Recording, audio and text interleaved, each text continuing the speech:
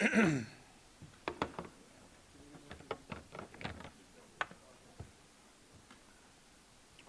you got?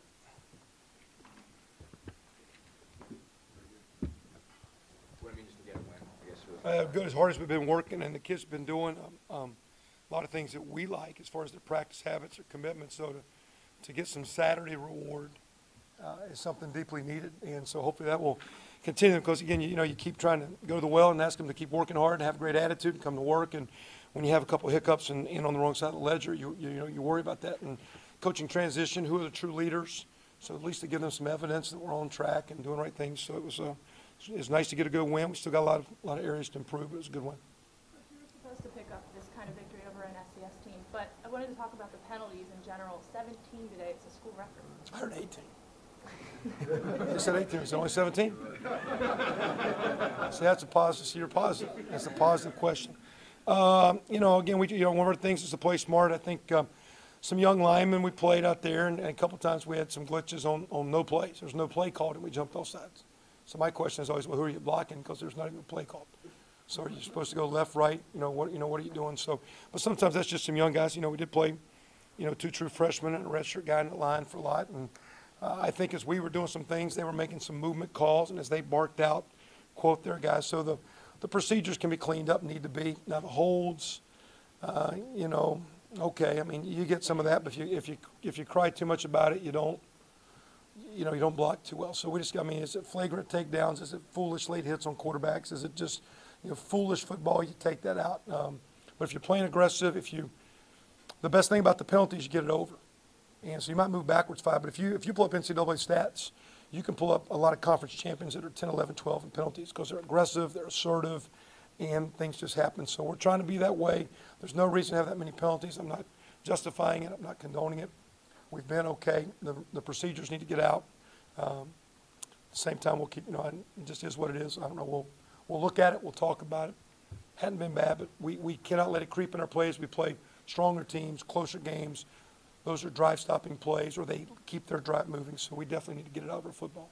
You mentioned the young guys. Young mistakes are one thing, but when you have a senior offensive tackle make 5 penalties in one game, that's got to be concerning. Yeah, oh yeah, very much. That's why there's a couple of freshmen starting to test some other guys anyway. So, but again, we'll keep looking at. At the same time, Andrew's been, he's actually been one guy that I think's truly embraced what we're trying to do. His practice habits are awesome, and he's playing with more energy and effort than I think if you ask him. So he might have some glitches, but I'll kind of give him the benefit of the doubt because I appreciate how hard he's been working. So, I'd like to move forward and not see that repeat itself a great deal. And as much as you play, you are going to have a glitch and have a penalty. I get that. But we would love for him to take that out, and we'll talk about it. And I'd like to think he's mature enough, and the way he's practiced, I'd like to think he could eliminate that. That'll be interesting to see. Coach, you didn't play those 3 freshman offensive linemen. Is that more a reflection of how they performed this week in practice, or a comment on guys like Pagan, who before today had really been kind of a staple on that offensive line?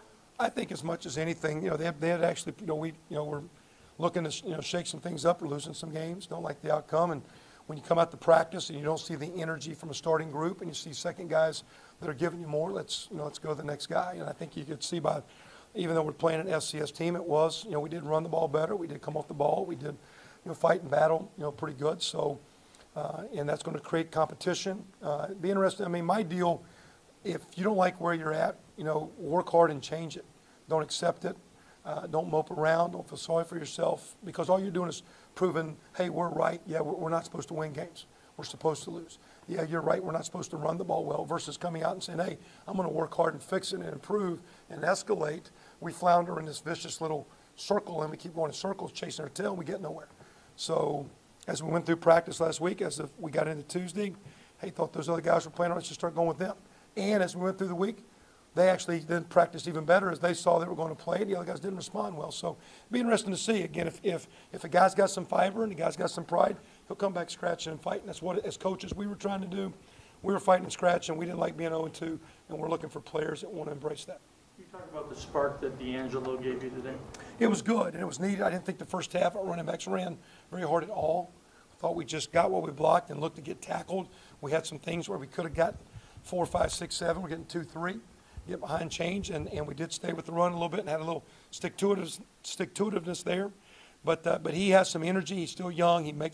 He has glitches that you probably wouldn't see as far as where he should be on routes or protection, who he's getting. He hadn't haunted us, but he's still learning.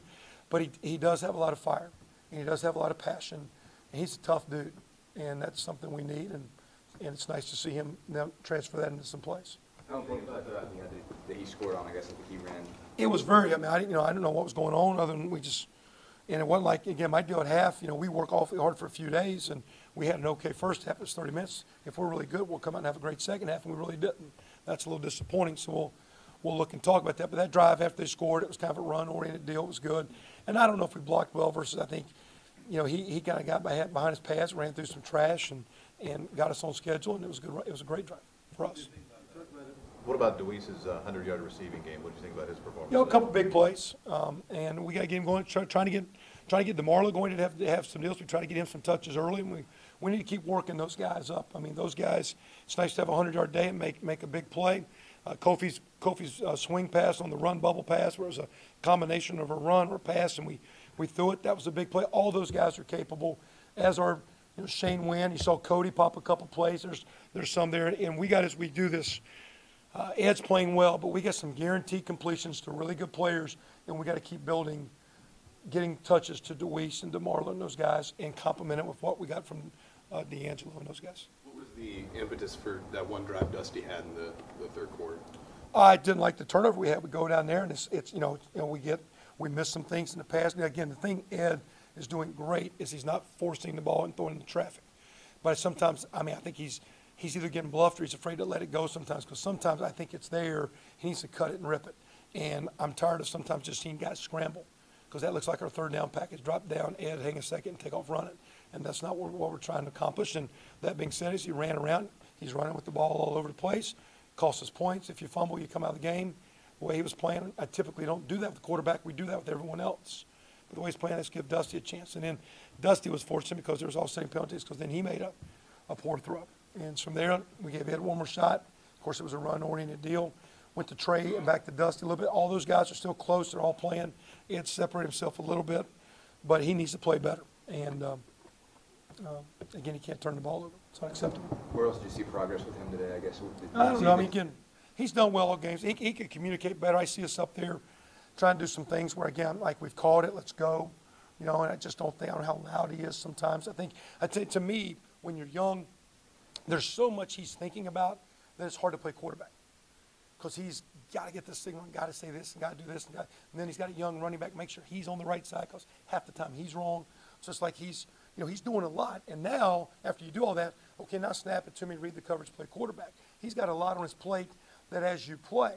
I go back 3 years ago, Landry Jones had so much on it. You could see him go out there, you could see him just like, and then he would free. And you'll see Ed do that. The second year, the more he played, Landry was much smoother. So sometimes you just got to play through that. So to me, Ed's doing well. He's not forcing the ball, but the more he play, and the same with Dusty and Trey. We're not going to have a rotating deal, but they all bring some stuff. I still think Ed is capable of so much more, and I really think what bothers me with him is he could still be a better practice player and a better student of the game. And that's what we're trying to teach him how to go about it. Okay. Kind of got his attention a little bit when you pulled him out of the game, put him back in. It seemed like the I offense. don't know, because I went to talk to him. He was watching the game. I said, "What are you doing?" He said, "Well, you pulled me out." I said, "We're talking about the next drive." So I kind of didn't like it right there a little bit. I actually kind of got after him a little bit. I actually got more after him then, because it's like, are you tanking it? So it's my deal with our football team, always how do you respond? How do you respond defensively when they make a play? Because they're going to make a play. Offenses in college game, again, there's a lot of grass, a lot of space. People are going to make plays. It's all about life, and our game is about responding. And what do you do when it's doing good, and what do you do when it's doing bad? And so, but it wasn't no wake-up call for Ed. We're just trying to work through and figure out what we are, and our kids are working hard. It's great to have some success. We need to have a good week and see if we can go get North Texas next week. Jarrell Green seems like he was particularly physical today. Yeah, he missed some hits too, I think, on some of those runs that we got still, the run game, and we got to keep working on edges and linebacker, but to play good run defense, it's all safety and corner support. And the more we play, the more our kids will get their eyes where they're supposed to be, see what's going on, and show up. And they're making plays, and our defense is set up for Jarrell, but he's also, just like Ed, it's really good, but you're missing. you're missing stuff. Jarrell, really good. We're still working. You're missing a few. You can still show up more. And as he plays, I'd love to see him continue because it's nice to see him play well, but he could play so much better, and that'll be the challenge. And that's what we're looking for this team, and that's my rebuttal with some of these guys.